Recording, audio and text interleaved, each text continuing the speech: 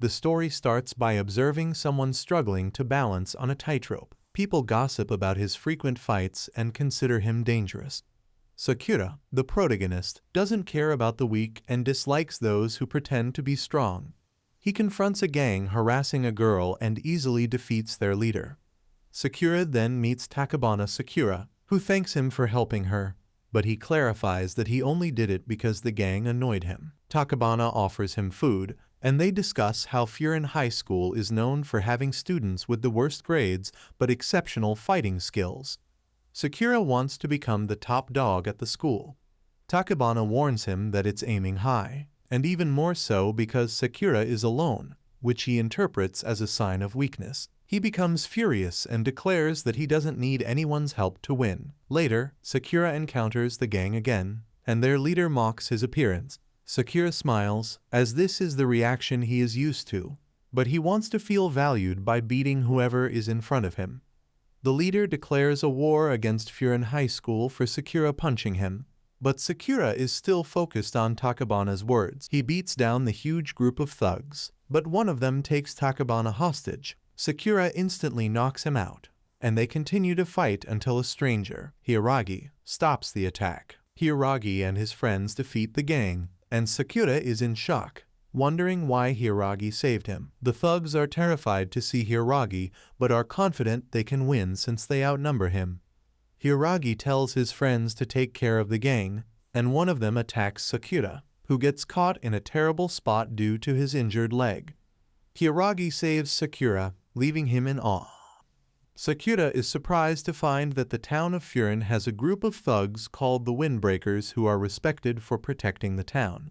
He is shocked when the townspeople thank him for his own efforts in fighting off some thugs. Takabana, a member of the Windbreakers, tends to Sakura's wound and tells him that he has a strong spirit that the town needs. Sakura struggles to accept this and tries to leave, but Takabana insists on helping him. Sakura later arrives at Takabana's restaurant and meets Grandma Sato, who surprises him by easily getting off his back despite claiming to have hip problems. Takabana gives Sakura food for his entrance ceremony and tells him about the other students at Furin, who all have unique backgrounds and abilities. Nur, a new student like Sakura, arrives and tries to make conversation, but Sakura is standoffish. As they walk to school, Nur explains that the students at Furin all want to protect the town and its people. Sakura reveals that his only intention is to be the strongest fighter in the school. Nur is skeptical and tells Sakura that he will never be able to surpass the other students. Sakura becomes angry and challenges Nur to a fight, but Nur declines and leaves for patrol. Takabana scolds Sakura for his arrogance and tells him that he should try to understand the other students instead of immediately trying to fight them. Sakura is skeptical, but Takabana's words make him think. Sakura's first day at Furin is overwhelming. He is confronted by tough-looking students and is wary of their intentions. Nur tries to help him fit in, but Sakura is still on guard. However, as the day goes on, Sakura begins to see that the students at Furin are not as hostile as he thought. They are all united by their desire to protect the town and its people. Sakura starts to make friends and even joins the Windbreakers. He learns to appreciate the unique qualities of each member and begins to understand the true meaning of strength. Sakura realizes that being the strongest fighter is not just about physical power, but also about courage, compassion, and loyalty. As Sakura becomes more involved in the community, he begins to feel a sense of belonging. He is no longer the lonely outsider, but a valued member of the town. Sakura's experiences at Furin teach him the importance of understanding and accepting others, even if they are different from him. He learns that true strength comes from within, and that everyone has something valuable to offer. Sakura and his friends are surprised when Senior relaxes, reassured that the person he feared before is now okay with Sakura. They're still curious why he came to Furin, so Sakura reveals he's there for the top spot. NRI tries to explain that Sakura isn't there to hold them down and beat them up, but Sakura says otherwise. Suddenly, a table gets tossed, and a terrifying student, Kotaro, appears. Sakura is excited to fight him, but Nur begs him not to. Kotaro is the most dangerous student in their class, and possibly the entire school. Sakura declares he prefers fighting mad dogs like him, and Kotaro vows to crush him. Despite Ner's pleas, Sakura dodges Kotaro's powerful punch and compliments him, which only angers Kotaro more.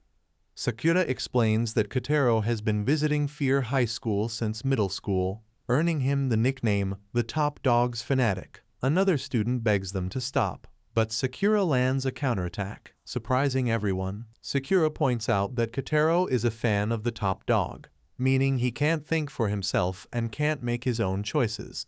The bloodied Kotaro is furious, and the two continue fighting, but they're interrupted by an announcement. A man named Yumiya, the strongest guy in Furin, welcomes everyone to the school. He suggests they enjoy their youth and make memories, even suggesting they go to the beach and get some shaved ice. He reminds them to defend the town and protect the people, as it's the school's one and only rule. Yumiya tells Sakura and Kotaro to shake hands in a grand display of youthful understanding, but Sakura doesn't think the fight is over yet. Sakura shakes Kotaro's hand, but it's so tight that they both wonder if the other is a gorilla. The other students celebrate, and Sakura realizes that people can be friendly. They're then told to go outside and paint over some graffiti. Sakura has no clue why, but En takes pride in doing a good job. Sakura tells En that he saw Hiragi when he saved Takebana, but Hiragi overhears and gets furious. Sakura is never supposed to mention that Takebana was there, and Hiragi threatens that something bad will happen if he doesn't listen. Hiragi takes some stomach medicine and explains that he doesn't know what brought Sakura to this school, but he chose one tough general to be under. Hiragi is one of the school's 4 kings, each acting like a captain for all 3 years of a given class.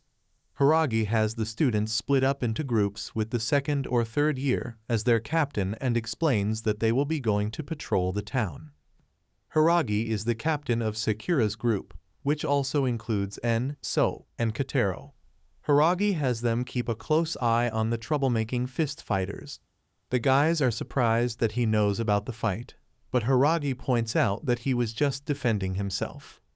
As they patrol, Hiragi helps an old man on a ladder. They're then told to go to a tunnel where Sakura sees a symbol of an ugly-looking dog. Hiragi explains that they're at the border between both Furin and another team's territory. Past these train tracks, they have their own rules, and it's like a totally different country. Suddenly, they see a Fear middle schooler being chased by Lion's Head members. Sakura and Kotaro attack them, surprising everyone. Sakura tells Kotaro to go away, but he doesn't listen. The Lion's Head team gets terrified when Tagami, their second in command, shows up. Tagami wonders what's going on and reveals that he doesn't care if it was on their turf or not. He only cares that the kid lost the fight, meaning he is weak. Tagami punches the kid relentlessly, but Hiragi stops him. Hiragi points out that he is part of Tagami's team, but Tagami removes the guy's Lion's Head jacket and explains that their group doesn't need the weak. Sakura stands up to Tagami, surprising everyone. Tagami is fine with it and more curious about Sakura's strange hairdo. He reveals that he has made his decision and will beat Sakura to a pulp when the time is right. En breaks out in terror, pointing out that they might have just started a war. Sasaki explains his encounter with Lion's Head and apologizes for causing trouble. Yumiya thanks him for protecting the town and declares that they will handle the rest. Hiragi, still in pain, also apologizes, but Umo points out that Sakura was the one who instigated the fight. Sakura admits that Lion's Head was acting lame, and Yumiya thanks him for protecting their family. Yumiya then introduces Sakura as his new little bro, which makes Kotaro uncomfortable. Choji, the leader of Lion's Head, appears and challenges Yumiya to a fight. Yumiya becomes serious and tells his friends to stay back. Despite his terrifying power, Yumiya easily stops Choi's attack and declares that he will not repeat himself. Choi then attacks Yumiya, who wonders why he wants to fight so badly. Choi admits that he is bored after becoming the top dog in Lion's Head and wants to take down Yumiya. Choi's members arrive, and Tagami suggests having a series of one-on-one fights instead of an all-out brawl. Yumiya agrees to fight Choi, Sakura will fight Tagami, Kairo will face the blonde guy, and Hiragi will fight the quiet guy. The fights will be the next day, and Yumiya tells his guys to put their teams on the line. The next day, the Bing guys arrive at the tunnel and enter Lion's Head territory. Sakura thinks about how this is the first time he has ever fought for someone else and feels more unbeatable than ever. Choi welcomes them to his territory, and Yumiya declares that they are ready. Choi leads them further into the area, which is known for getting pretty lively at night, but also very dangerous. They enter the Lion's Head Lair, a movie theater named Orion that went out of business.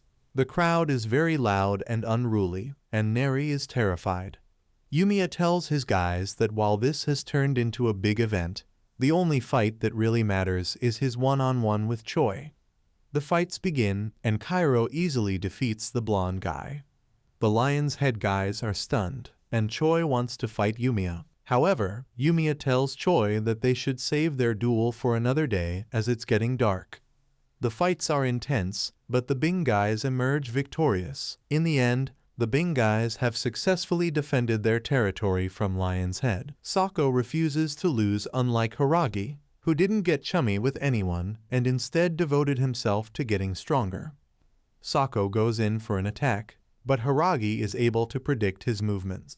Sako becomes more furious as he points out that Hiragi decided to fall under someone else. Sako declares that he could never lose to someone like that. Hiragi apologizes for not meeting Sako's expectations and lands a powerful punch. Sako gets emotional and thinks about how not meeting his expectations was never the problem. He doesn't even think that there's anything Hiragi needs to apologize for. Sako knew that Hiragi was only looking out for him. But what hurt was when Hiragi told Sako to stop following him. Sako didn't actually care if Hiragi wanted to support someone else. He just wanted Hiragi to tell him to keep following him. The fight between Choji and Yumiya continues, with Choji using his reckless fighting style. Yumiya remains calm, even when Choji bites his neck. Yumiya then encourages Choji to remember what he saw in a past vision. Choji sees himself with his team, happy and carefree.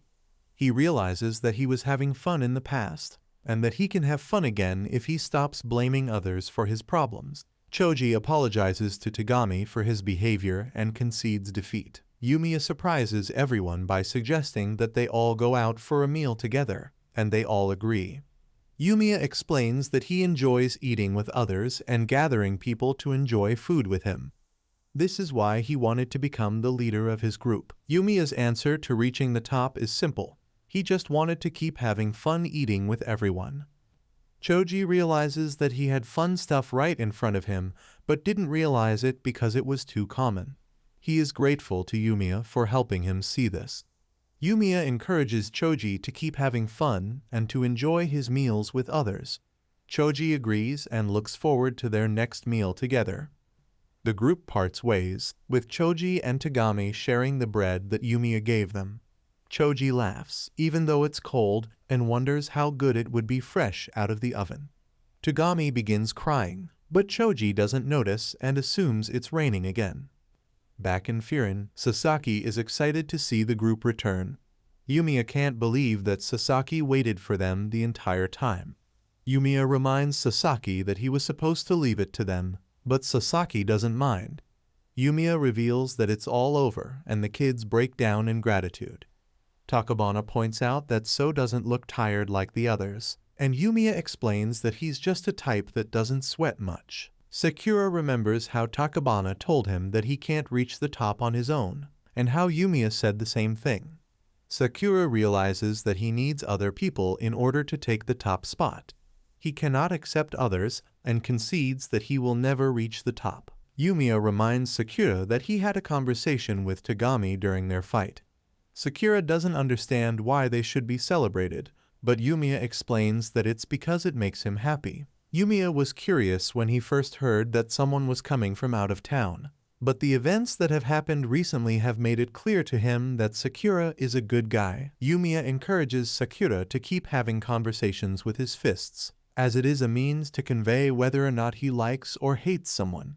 Sakura is confused, but Yumiya clarifies that fists simply convey primitive emotions. Yumiya is sure that Sakura can achieve anything, including reaching the top. Sakura is shocked, and the others watch as they agree. Sakura angrily points out that him reaching the top would mean that Yumiya lost to him. Yumiya is as casual as ever as he says that they can deal with that when they get there. Kairo furiously wants to fight Sakura, but Tajibanana tells them to settle down.